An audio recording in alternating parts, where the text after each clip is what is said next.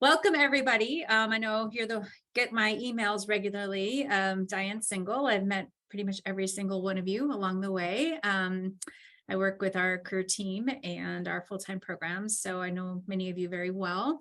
I have the honor today of facilitating the conversation with Alma Derricks, who has a long background in consulting and has a great perspective on the work-life culture for you all that you find fascinating and what companies can do in entrepreneurship. And we hear a lot about entrepreneurship, not as much about intrapreneurship. So I think it's going to be a fun conversation. So thank you, Alma. I'd love to turn it over to you to give a little bit about your background, and we'll start the conversation from there. Sure, Diane, thanks for having me, and hello to everybody. Again, Alma Derricks. As Diane mentioned, I have had a pretty varied career that slalomed pretty consciously between big consulting and operating roles. So I was a partner in the strategy group at Deloitte for several years, and also ran sales and marketing for the resident shows for Cirque du Soleil. So in Las Vegas and in Orlando and Cancun every now and then. And, you know, I think one of the things that Diane and I got very excited about as we were prepping for this is that, you know, along the way, in addition to sort of being an advisor and then coming back to being the one who's also managing teams, the thing that I've done pretty consistently as a through line throughout my career is I have, whether it was explicitly the thing I was asked to do or not, I've always created and left behind new lines of business in just about every company that I've touched along the way. So going all the way back to Web 1 and the first round of the internet, I put the Dilbert Zone on the internet, along with a number of other comic strips like Peanuts and things like that. It was an explicit job where I was asked to take these very traditional comic properties, figure out what to do with them in the new world of the internet, which at the time included AOL and CompuServe and Prodigy. So I'll date myself, Diane, back in the early days of the internet, which many in the audience will not remember, so that will sound ancient. But I took Dilbert to the web, which was brand new in 1995, it was, and built an entire e-commerce business and division for United Media. I went from there to do the same thing with Star Trek at Paramount, and, you know, sort of marching across everywhere I've been, I've had a chance to do that, up to and including being at Cirque, where, you know, I was responsible for selling lots and lots of tickets to shows. But I created an executive education program using our theaters at Cirque as a lab for master classes in everything from customer experience to teamwork. We did a huge masterclass for a bunch of executives from Australia who wanted to just know how Cirque hits that mark every day, every day, every day. They knew it wasn't an accident. And so we dug into not only how Cirque is managed, we talked to artists, we talked to the people who run the shows, and created a masterclass for them, a week-long masterclass. So that was an entirely new line of business for them. So it's, you know, it's been the case that I have worked pretty exclusively on the intrapreneurship side, meaning creating things inside legacy companies, very different than the degrees of freedom that you have in entrepreneurship. And so there are pros and cons to both, but, you know, what we'll talk about today and kind of dig into is this whole concept of intrapreneurship and how to build things inside companies where you have guardrails, I guess, is the thing that really defines it. Great, thank you.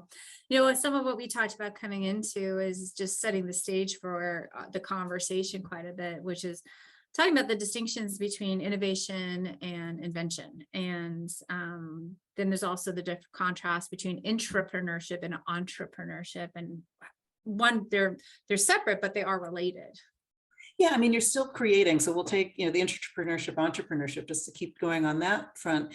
You know, they're both related because you are creating something new. But in the entrepreneurship case, you have legacy systems, you have legacy rules, legacy customers. You know, in the case of something like Dilbert that was going online, there were legacy newspaper clients who were the traditional clients for this comic strip for, you know, for in Dilbert's case about 7 or 8 years, and Peanuts' case 50 years.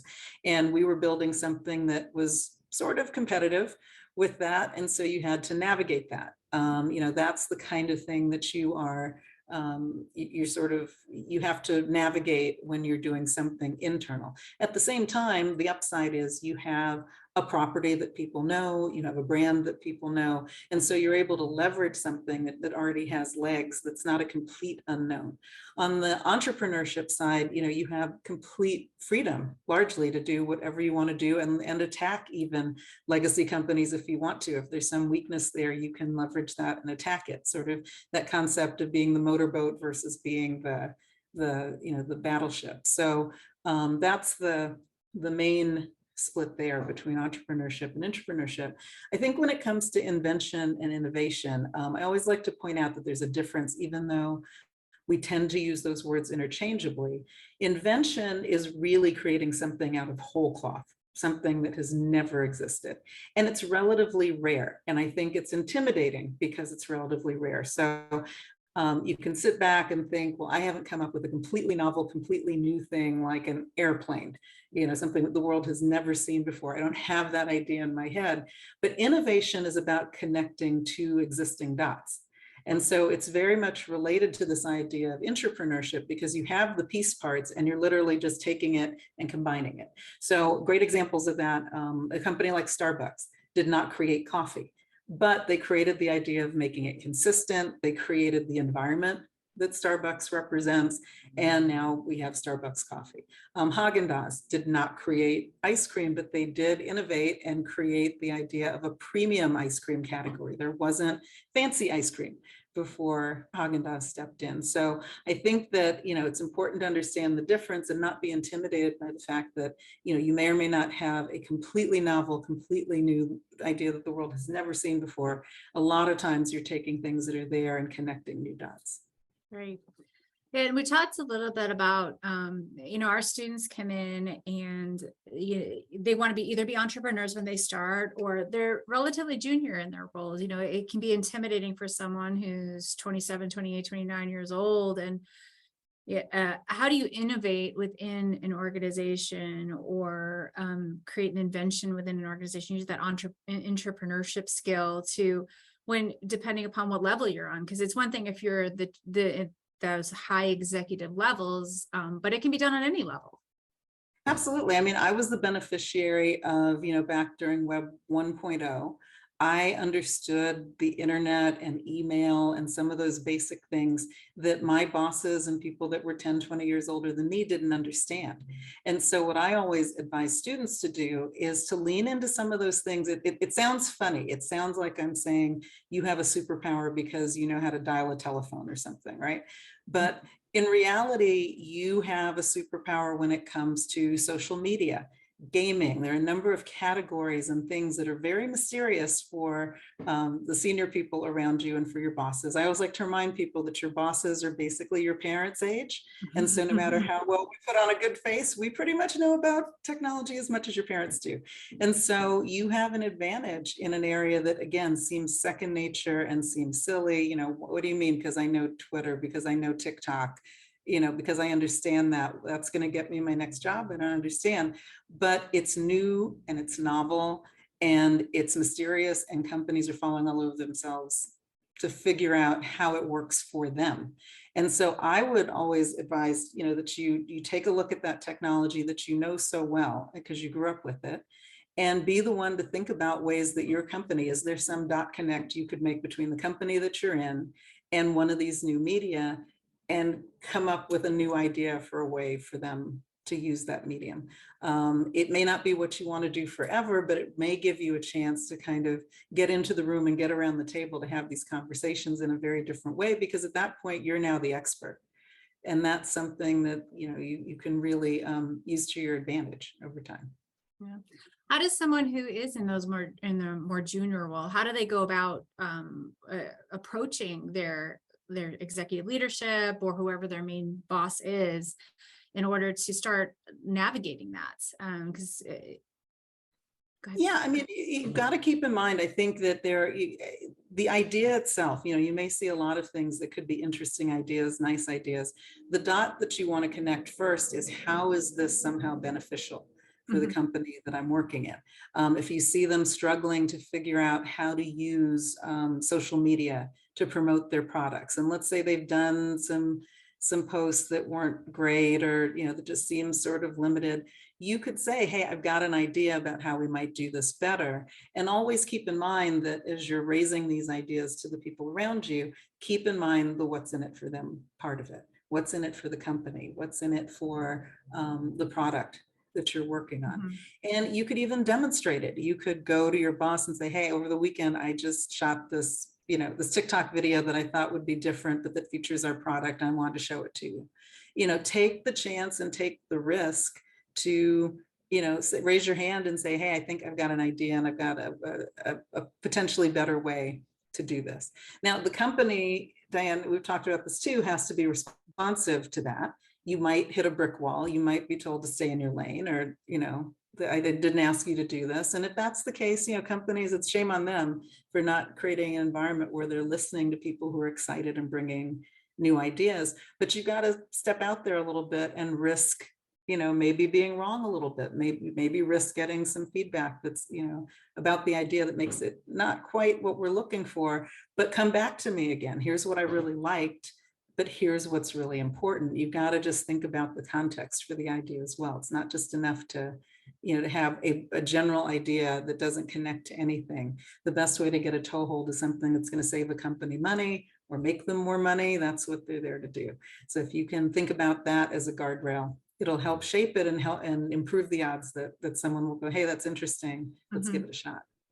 So do the general rules of entrepreneurship work in the same context with entrepreneurship versus intrapreneurship, the ideation? And so a lot of the students do take the entrepreneurship courses, and they talk about the ideation, the financials, the management, and all of that. And so how does that work from an internal concept text? Very much the same. You have to find your target market. You have to figure out, where there's a product market fit. That's all going to be very familiar for entrepreneurship students.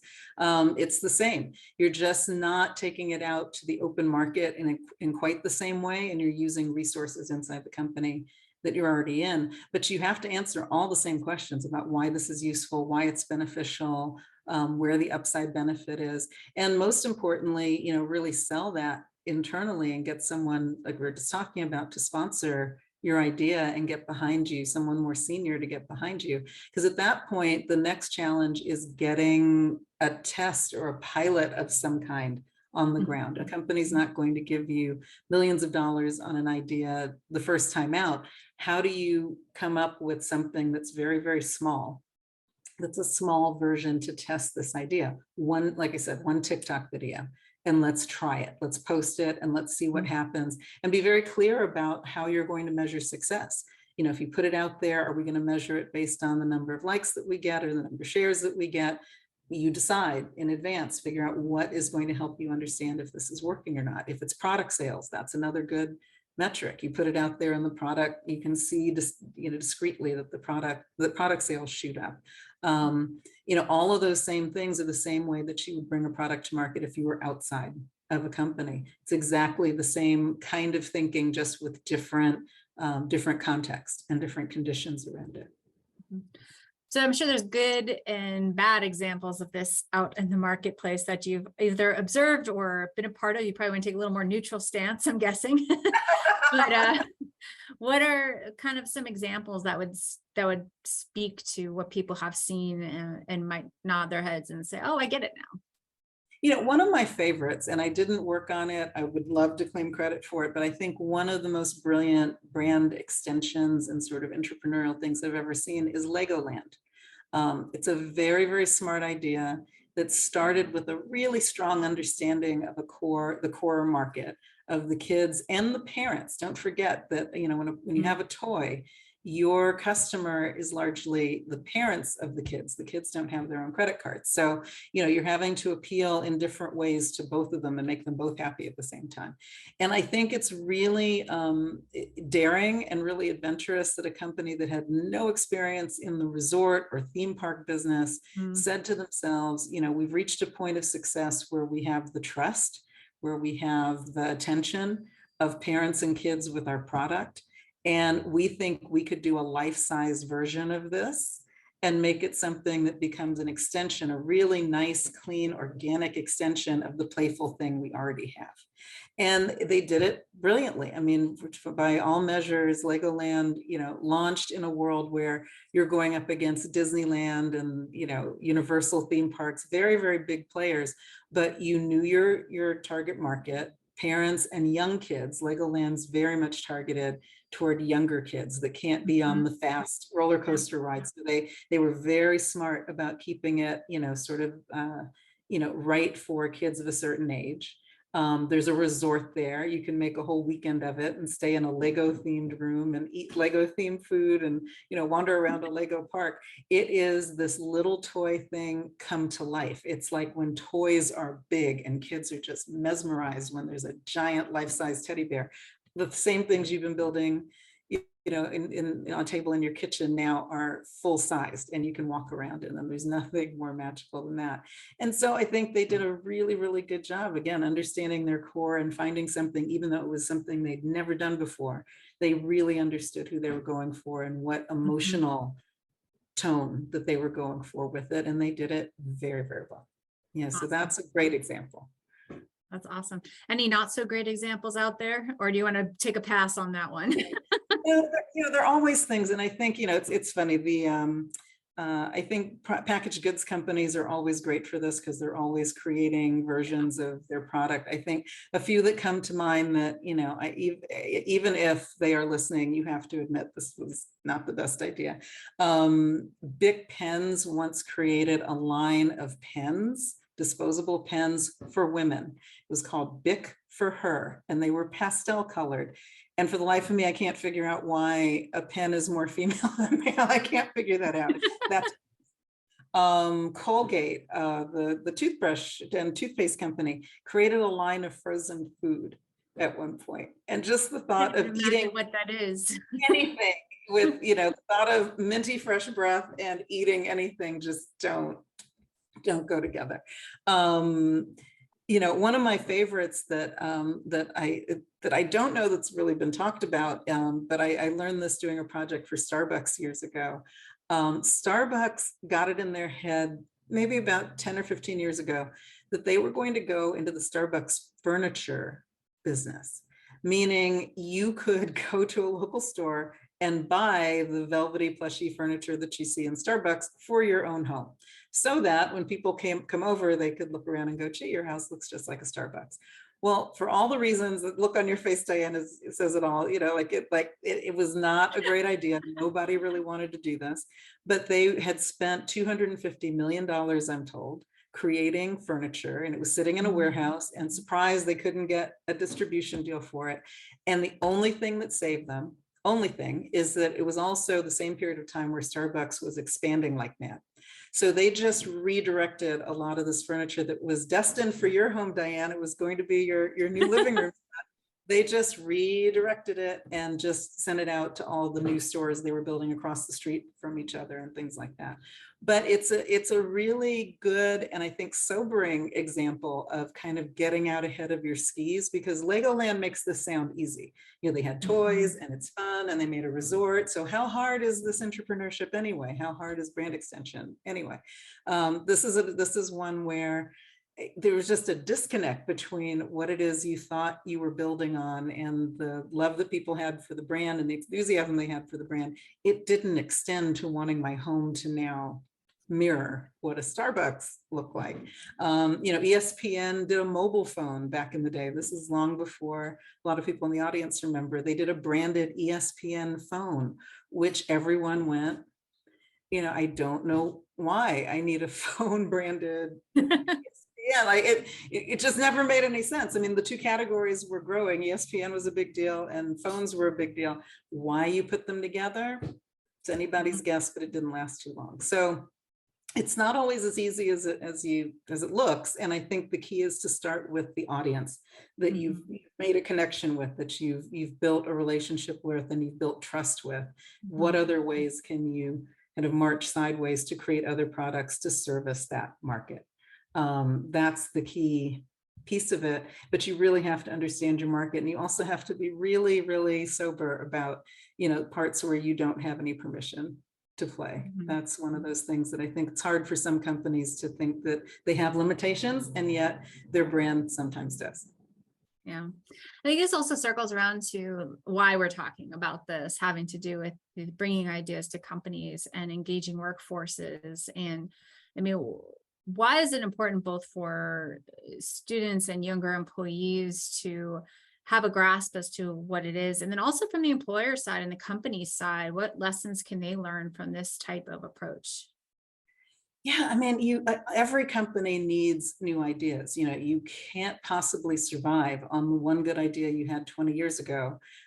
You can ride a great idea for a very long time, but it can't be all that you do. So from the company standpoint, you need fresh thinking. You need people innovating in big ways, creating Legoland, but you also need to make small improvements every day. It could be some small part of a customer service process, or something that goes wrong internally that's just time consuming, and there's a better way to do it. A company has to keep moving and growing and improving, or you just risk stagnating. So Yeah. you have to do it. You have to get stronger and smarter every day. At the same time, they're also obligated to make the environment, the workplace, conducive to that kind of extra effort. So it's fair to say, I'm sure there are a lot of people thinking, if I have a great idea, why would I take it to my boss? Why wouldn't I just, run away and do it myself, or do it somewhere else? Or, why do I take any time to do anything extra? And companies have to take it upon themselves to make the workplace inviting, and you have to get the basics right. You have to pay people appropriately. You can't overwork them. You can't, screw up their work-life balance. You can't expect more from people who already feel that they're taken advantage of. And so some of the things we're seeing now with quiet quitting and the reckoning around the way the workplace, just the dynamics of the workplace are there. It's a time where we're a lot of those problems are coming to a head, and employees are taking this moment to say, here are things that I think are unacceptable in my workplace. So once that's settled, you sort of earn the ability to start asking for a little extra effort. That's something that companies do have to take seriously. You're not, to expect both is a little bit misguided, I think. For students and for anyone who's in the workforce, or or going back into the workforce for some of our MBAs, you've got to think about this whole idea of how you have to be intentional about what it is you're going into a company to do. If you start with the premise that this is transactional, I'm here to collect a paycheck, I'm here to check in at 9 and check out at 5, and that's it, and I'm not giving anymore, that's one way to approach it. The other way to think about it is, you're there for a short time, maybe. The statistics tell us that people won't work in one job for their entire career. So the chances are you'll be in a place for 2 or 3 years at a time, and you'll move on. You'll get interested in something else. You'll shift gears. Another way to look at it is, how do I make the most of the time that I'm here? And if that involves doing a little extra, doing a little extra homework, a little weekend work, a little bit of time on the side to try and make this better, think about the things that you learn in that process. Think about the impression that you make on your employer. It's also a story you get to take with you if you decide to leave in 2 or 3 years. It's something that's still an accomplishment, where you saw a hole, you saw a problem, you came up with an idea, and you fixed it. And so you can always say, here's where we were at point A, I came in and took it to point B or C. So I think it's important to just not slide into one of those two modes. If you're there to collect a paycheck, that may be what it is. But if you want to do more, make sure the company deserves your time and effort, make sure they're being hospitable to you along the way. But, that's another way to think about just making a mark, making your impression, and most importantly, just learning about how to get a project from point A to point B. Mm-hmm. We talked a lot about the fact that a lot of people are taking on multiple jobs at the same time with the remote setting. People are taking on multiple jobs and walking away with some paychecks, which is kind of a fascinating new emergence of things. I mean, it's not even like they're taking part-time jobs, they're taking on multiple full-time jobs at the same time. Exactly. And again, that is a choice to make for a moment in time. It's 2 paychecks. That's pretty good. I'd love to get 2 paychecks for what I do. But again, you're not going to have much time left over to do anything extra with those companies. And again, I think it's very sad, and it's a sad statement on the companies themselves, that employees don't feel more committed and don't feel more engaged with what the company's doing. There is it matters that you have strong, large companies. They have the leverage and the scale to do things. And so there's a part of me that won't let them off of the hook for sure for things that they do wrong. But I'd also say we need those large companies doing large scale things. Not everything can happen with one or two people, in a garage. And so you need companies at scale to be better and smarter and stronger, but they have to do their part. Mhm. So what were some examples of, from going back to our entrepreneurship conversation, of certain times where things didn't quite go as planned, when because you have to test, not everything's going to work when you do it. It's just things, and then the lessons learned from it, and how the company responded to things not going quite exactly as planned.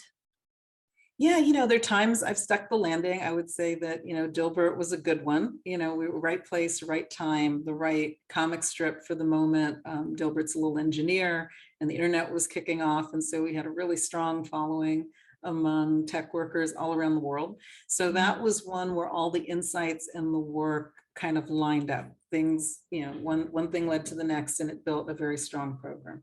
I would say that even Star Trek, in some ways, I put Star Trek on the web for the first time. Again, timing and momentum and things worked to make that project, to make that project popular in its time. But there were speed bumps, like, I remember with Star Trek, it was very hard for Paramount to keep up with fan sites that were being built in parallel.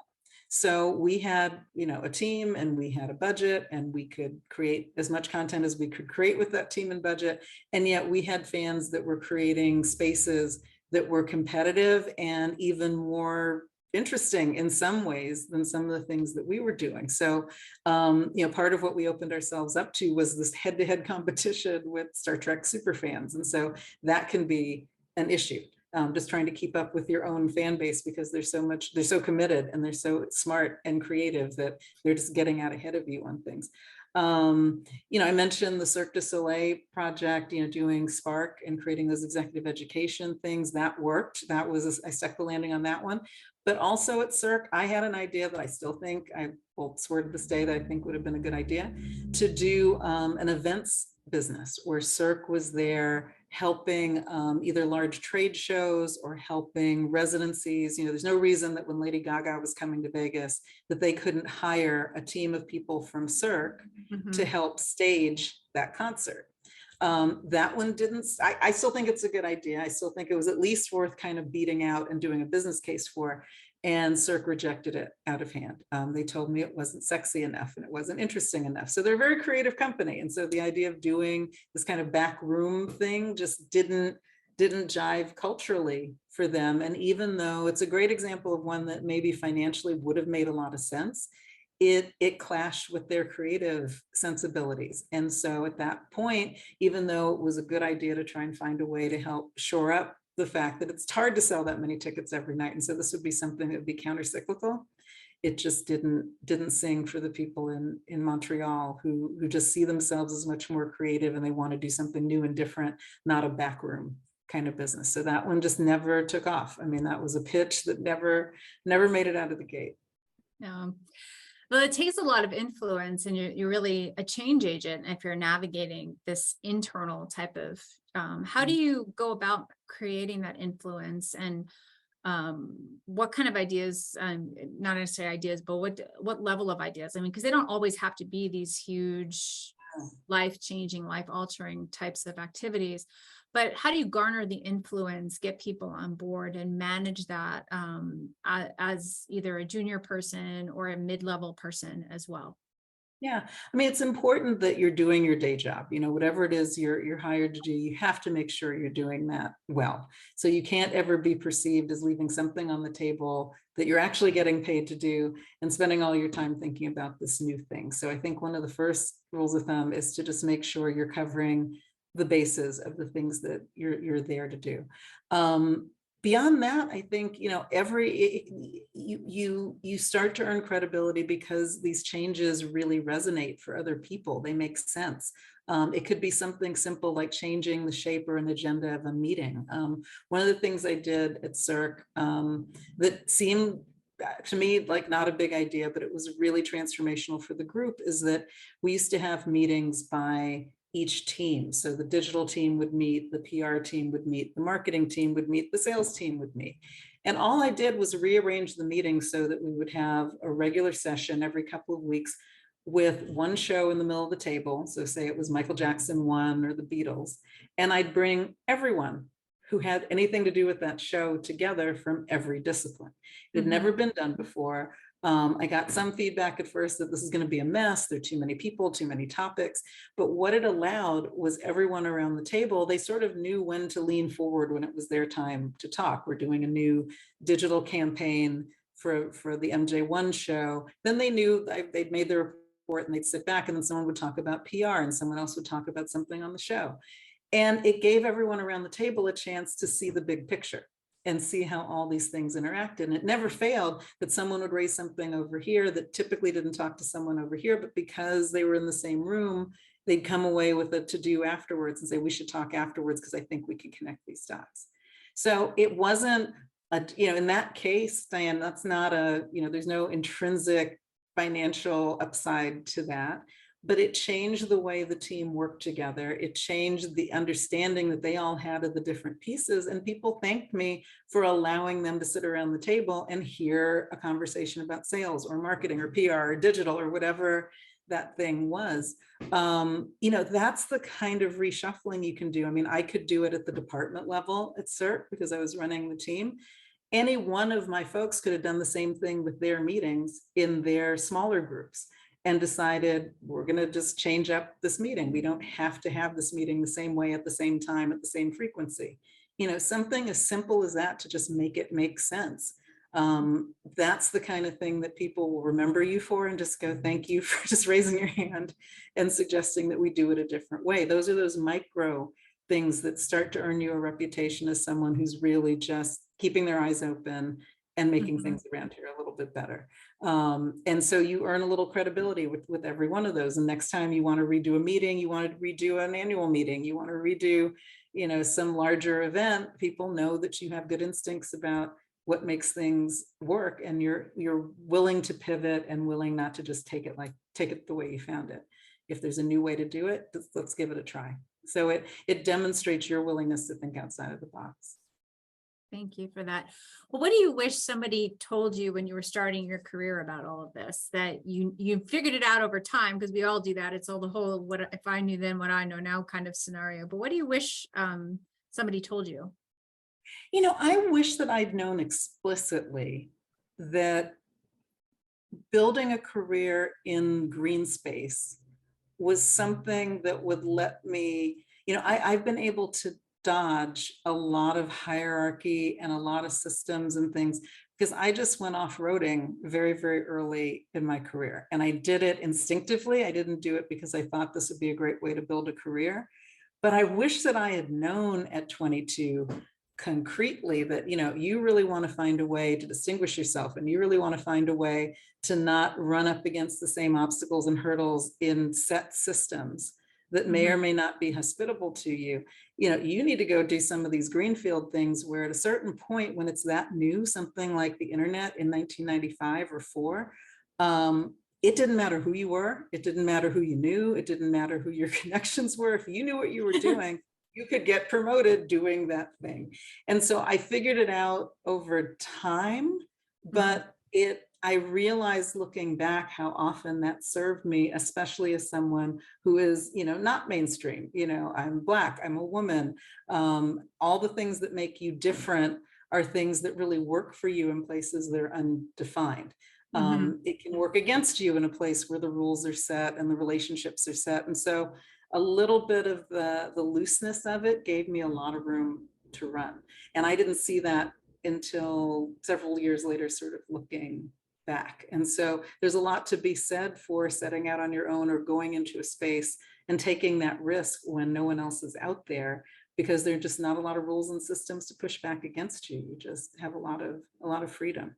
And so recognizing that, and I think too, recognizing that there is a little bit, a version of that kind of room to run inside a corporation like we're talking about. I still did most of the things that I did, not completely outside of the big corporate structures, but I was always the person building things at the edges of those companies. And that is something that I've done consistently. So didn't know that. I didn't know that's the kind of career I was building explicitly until I did it a few times and hopped around a few times. So I wish I had seen that more clearly when I was 22. Great. Well, yeah, I think that some of the lesson here is I know a lot of people want to go into that entrepreneurship route, but you can still exercise that same creativity and have somebody else spend their money instead of you spending yours to do it. Great practice. Yeah, it's always nicer when it's someone else's. But that led you to the path to start your own business as well. So how did that all evolve over time? And that, because that whole journey took you to where you are now. Yeah, I started Rev. So, speaking of the internet, another phase of life, this was several market collapses ago that, again, some people in the audience won't remember. The internet exploded in 1993, 94, 95, and imploded completely around 2000, 2001. So I started the company that I still have today called Rev. I started it as an umbrella for me to do my own projects and do my own consulting projects. There was a moment in time in 2001, a little history lesson, when you had to purge your resume of everything with a dot or an E or an I or a .com, all that stuff. It had completely it imploded in the most spectacular way. And everyone thought the internet was over. Everyone thought that was the end of this whole digital thing. It had come and gone. It was a fad. And we know now that that wasn't true. We know it was still growing. But between 2001 and 2005 or 6, you couldn't bring up anything related to the internet. People lost a lot of money. They were really bitter about it. So I created Rev to start doing my own consulting projects and was able to lean back on some traditional media experience that I had. And then along the way, so it's been in existence now for 20 years, but along the way, I've stopped doing Rev projects and I've gone to companies for several years and I've come back to Rev. So it's been humming underneath the hood for 20 years, and I just fall back on it, either consciously because I've decided there's some project that I want to do and I just want some space to do it, or to fill space if I think that I want to do this for a while and then get lured back into something full time. So I think the real turning point for me with Rev was, I started it when I was 30 years old, I guess, and I really had never done that kind of individual consulting. And so I fumbled around and sort of made it make sense for myself. But after I went to Deloitte, after I spent that time there, when I came back to doing my own consulting again, it was a very, very different experience because I had a track record now with a company that people recognize versus my little company name that no one had heard of. And having that reputation behind me really helped. People recognize that I'm still the same person I was 15 minutes ago when I was at Deloitte. Now I'm just doing it on my own. And so that made it a lot easier on the other end to kind of make the case that there's something that I can do dropping in to help you with strategy, that I can come in for a short period of time. I know what to do. I know how to get things done for you. And then I can walk away. You don't have to hire me forever to do that. So it's been, learning experience. And I think the thing that the biggest benefit for me is the knowledge that I can fall all the way back to just me and my wits and my laptop. And I can go out and I can generate projects and earn money and pay bills. Having that behind me now at all times is something that sort of changed my perspective on what I do inside companies and when I've taken full-time things. I'm not afraid that there's not something that I can fall back on. And so learning how to think like a consultant is something that's very important. I've coached a lot of people through starting their own practices in the same way. And I think the key thing is that you learn to think in 6 to 8 week tranches. When you have a full-time job, you don't necessarily think of, it's one continuous hum and you're just doing everything. So in the same day, you're getting paid a salary and you're negotiating a deal and you're changing paper in the copy machine. At one point, you're the highest paid copy paper changer in the world and, the lowest paid deal maker. So it's all one big pile. And when you think in consulting terms, I still do it when I'm full-time in companies, I think about it in terms of these little sprints. And what this 6 weeks is about, how we're going to know that we succeeded, and then sort of defining the next 6 or 8 weeks or the next 6 months or whatever it might be. And so that's the toughest thing for people coming from industry. It's not that they don't have the intelligence and they don't know their industry. You have to learn how to scope projects. And if you say to me, I want to do a marketing plan, for this new product, that I have a general sense that writing a marketing plan takes this much time and takes this much effort and will require this many meetings and revisions, because you don't want to get it wrong. And as you're learning to do that, you will scope everything badly. You will underscope things. You will set a price based on how long you think it takes, and it takes 4 times as long. And so you learn by trial and error how to get things in the right shape and form for your time. And so, but it's an incredible, again, an incredible thing to know that you're capable of doing, and a real exercise in figuring out what real skills you have. What are the things that I can sell to someone else for real money? Starting to figure out what that superpower is that you have really helps you focus on that in a way that's different than the broader thing that you focus on, say, in a resume. And as you're sort of looking to do a broader job in a company, you really get kind of finely tuned on what it is that makes you tick and what you're good at, and you lean into that. That sounds like, it's a really great way of thinking about a career as well for people who want to kind of go on their own and take project-based work. Is, oftentimes people want to get out of school and they want to start their own thing, but maybe thinking about it in a little bit of a longer term type of posture, more so than just thinking about it as it's going to happen right now. We have a question coming in from Julie. So what do you think is your executive presence? Is that a unique thing people give you presence for? Because the way you present yourself, the way you create your thoughts. So Julie's enjoyed hearing about your experience, but she wants to know a little bit more about what you think of your executive presence. Oh, what it is. Interesting question, because it's hard to see from the inside out, right? So I think, thank you, Julie, for that. I appreciate that. I think that you, especially in consulting, you have to, you get parachuted in to so many strange situations. That's sort of what that life is, especially at a big firm. You learn to just have a great poker face.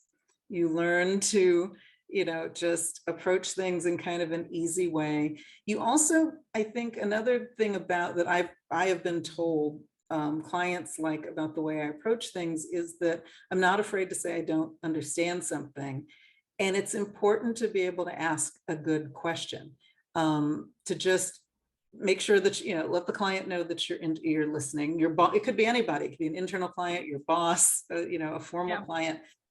When you let people know that you're listening to what they say, even if I don't have anything to add at that moment, I've added value in significant ways just by asking a good question, paying attention and having someone run through a narrative. And then I go, okay, wait, let me just make sure I understood this. You said A, and then you said B, and then you said E, but I didn't hear C and D. Did I miss that? Let me just make sure. And just the process of playing things back, a couple of things happen with people. They're pleased when you play it back. It tells them that you were listening. But sometimes you're the first person who's asked that question in just that way in 20 years in a company.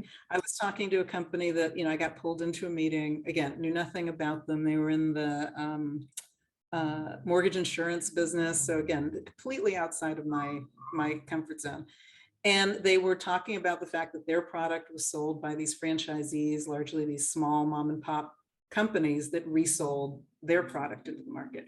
And they were trying to get these franchisees to get on the same page with certain forms and certain processes and ways of doing things. And so they went on and on for about a half hour about this big program they wanted to roll out.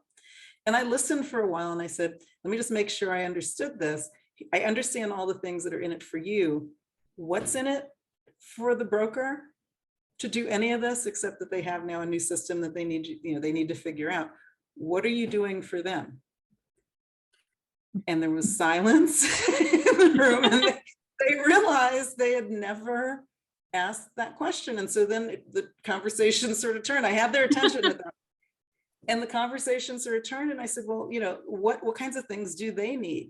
Could they use, a buyer's program? Like, could you get them discounts on office equipment? Could you get them discounts at Staples? Could you, something with purchasing power, because if you put them all together, they now get a benefit because they're doing it as 2,000 people, not as one person.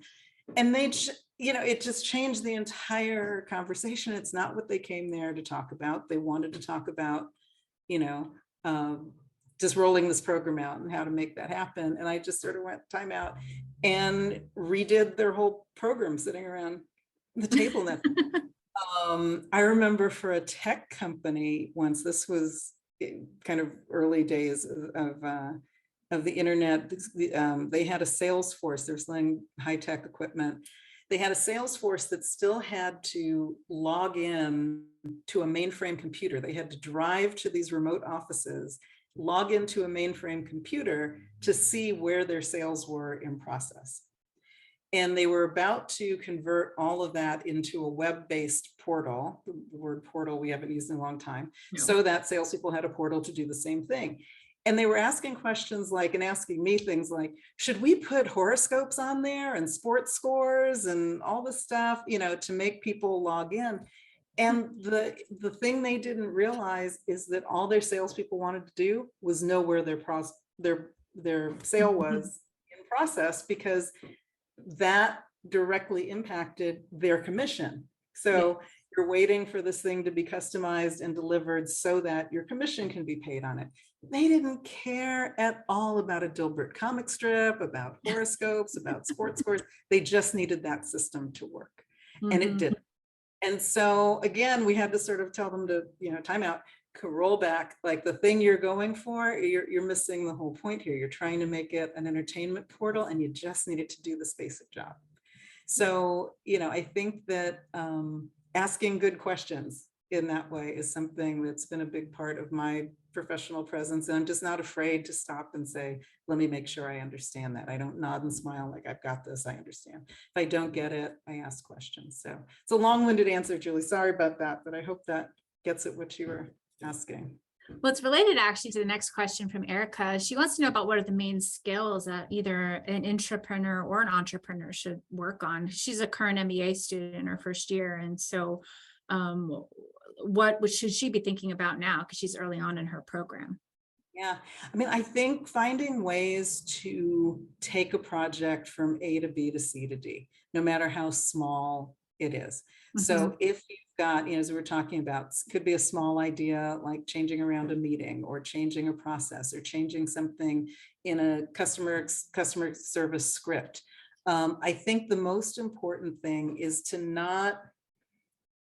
to begin to understand what it feels like to come up with an idea and see it through to launch, regardless of what that launch is. It may or may not work, but you've seen it through to the end. And the more times you do that, large and small, eventually those things start to get bigger and bigger and bigger. And you start to figure out where you move too fast, where you made an assumption, where you could have done something differently. But the thing that I think is very hard, especially when you're starting out, is to find ways that you're not just seeing one sliver of a project. More junior people in the organization are given one little box to sit in, and they're not allowed to see it sort of coming from the left and going out to the right and you're not able to see the whole arc of how this thing works. So if you can find ways to do that inside your company, or do it outside of your company. If you have an idea, this is like the old lemonade stand idea, right? If you have an idea to do a lemonade stand, well, what are the stages that involves? I've got to figure out where I'm going to put it. I have to, get the wood or the table to put it together. I have to buy the lemons, make the lemonade. I'll know whether I've sold out by the end of the day or not. Anything like that you can do to sort of test yourself and test your decision making against that is really great experience. But by the end of that, weekend doing the lemonade stand, you'll have learned a lot. I had a friend who said to me once about sales. He was a really great salesperson. And he said, people ask him all the time, how can I learn sales? And he said, I think the best way to learn sales is to get 100 pairs of tennis shoes and sell them at the swap meet every week until you sell them out. And by the time you have sold every pair of those 100 tennis shoes, you will understand sales. And I said, what are you talking about? He said, look, you're going to get there with your tennis shoes. You're going to stand quietly behind your stack of tennis shoes for the first week and sell nothing. Then the next week, maybe you come out from behind your stack of tennis shoes and you start talking to people and you start calling them over, you start noticing their shoes. And then by the time you get to the end, he said, you can't stop just because you've made money. You are going to have your last two tennis shoes are going to be a size 14 and a size 2. And now that's all you've got left. And you've got to figure out how to move these last two sets of tennis shoes. So either you have to get very good at spotting guys with really big feet who need the size 14, or maybe you get creative and sell the little pair of size 2 shoes to an artist in the next booth, so that artist can paint on them and make them into works of art. Again, it will tax everything in your head until you figure out how to move all those tennis shoes. And so I always love that example, because it forces you to kind of work through all the different steps and moments and things that it takes to finish something off and figure out how to teach yourself. And so I think every opportunity that you have to start something, ideate and create something and finish it, every one of those little arcs is a little victory. Great. This actually relates to Allison. You kind of answered some of it. Her question, she loves your talk and she loves the advice you're giving, and she wants to learn a little bit more about being intentional about what you want to accomplish in a position in a company and aligning those accomplishments to your professional development goals, which I think is an interesting thing, because I mean, how many of your professional development goals came out because of somebody telling you to sell shoes at a swap meet, as opposed to things you were very intentional and had in your mind, and how those shifted over time? Well, I think one great way to think about it is to, if you think you want to be a CEO, if that's the goal, to break it into pieces. So, a CEO has to have great leadership skills, needs to have strong financial skills, needs to have, strong organizational management skills, product skills. Like, you could break this into several pieces. And then I think every opportunity, instead of measuring it against this ultimate goal of being a CEO, because nothing really is going to equate to that except being a CEO, you could decide for the next 2 years, this is a great chance for me to do something in finance. And because it's not one of my strong suits, or it is a strong suit, and I really want to be very, very strong in finance. You're now measuring the opportunity against these 10 criteria. And you could score it and say, this job falls down on everything related to product, has nothing to do with product, but it's a really, really strong opportunity for me to build this particular skill that I'm going to need to plug into this larger program that I have. And so now you're able to look at things and kind of score them individually and start to figure out in a very intentional way that I need to understand the finance side. And then maybe very consciously, I want to do something in product in my next my next role, that I'm adding bit by bit to this portfolio of skills. And you could pick those up in a lot of different ways. And I think it makes it a lot easier than trying to measure it against your ultimate goal, because it's just too big. It's too big to try and bite off all at once. But those individual pieces, you can start to connect a dot there. Great. Excellent. Thank you. We have about 5 minutes left. So I'm actually going to combine the 2 more questions as we move forward. So one is from Irvin and the other is from Michelle, and I think that they're somewhat related. So Irvin wants to know, what inspired you to lead such an illustrious consulting career, and what's the most challenging consulting projects? And then Michelle's somewhat related is, what are your next steps from what you learned from all of these things? Oh boy. Okay. So I'll take the first one. So I suppose when you say illustrious, you may mean Deloitte. Like, why leave Deloitte? I started at Deloitte technically as a consultant to them.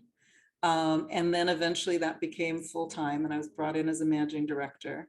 The thing that was tough about Deloitte for me is that the sales goals and the sales targets in a large firm are very, very high. which is difficult when you're in strategy, because, you know, someone in an SAP who sells SAP, big back-end technology systems, can sell one project like that and they're done for the year.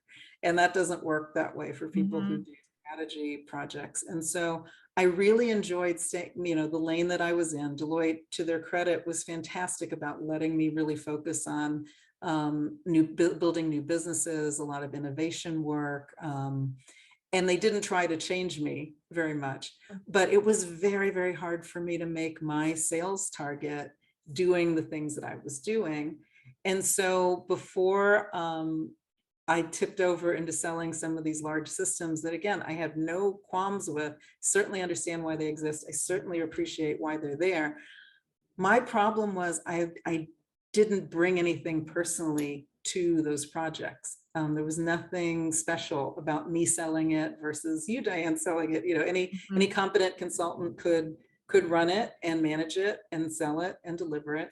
And so I decided very intentionally, you know, to leave Deloitte at the end of one of the fiscal years. And interestingly enough, they hired me right back the next Monday for another year to help them launch some internal. So I was a consultant. So from consultant to being on staff to being a consultant again, I stayed with them a year to help them consolidate and repackage a whole suite of human capital offerings that they had. So I stayed with them to help kind of in a CMO sort of way for another year. And the only reason I left that is I was recruited to Cirque du Soleil. So that was one of those opportunities I couldn't pass up. Cirque had been one of those brands that, you know, I'd had on the radar for years. I never had any intention or thought that there'd ever be a chance to work there. They're based in Vegas, they're based in Montreal, you know, like this will never align for me, and it did. So the reason I ended up leaving was to do that. So, you know, I have pretty consciously, I think the bigger picture answer here is that I've kind of consciously slalomed between advisory work and operating work. Advisory work is fantastic. The scale of it is amazing. The number of projects you can see in any given time, you know, there's no way you could do that much work in one job. But at the same time, you're not running those projects. Yeah. You're advising. It's sort of like being in the back seat of the car. And if you've been an operator, it's, you know, you sort of get itchy to be in the driver's seat and holding the wheel. And so I've sort of gone back and forth between those two over the years. So, you know, leaving Deloitte was, it was a great answer and a great thing to do at that moment. And I think going forward, you know, I am always just attracted to opportunities to really dig into not only building these kinds of new businesses, but, you know, just helping organizations get smarter and stronger. There are a lot of things that I've seen in companies, giant companies, tiny companies, just my company, that I think I can add to the mix. And so, you know, in the short term, I'll definitely just keep doing projects with Rev. I think that's a lot of fun. I'd be open to going back into a larger organization, especially now because there's an interesting moment in time where companies are asking all the questions again for the first time. COVID has been a big reset button in a lot of organizations. Some are in chaos because of it. Some of them are taking it as an opportunity to just clean the slate and redo everything that they've been doing. And that's an exciting time for a company when they're in growth mode and reinvention mode. I can't help but be attracted to that. So there could be a chance for me to go in and do that again inside a company. That wouldn't rule that out. Yeah, that's great. Yeah, COVID did advance quite some things that were probably moving. We're slowly going that direction, and it just hit the accelerator really hard. So great. Well, I want to thank you, Alma. It's been such a wonderful conversation. You have such wonderful experience to share with students and with other alumni and guests who are on. So I want to thank you so much for your time today. It's been a wonderful conversation. So I've really enjoyed it.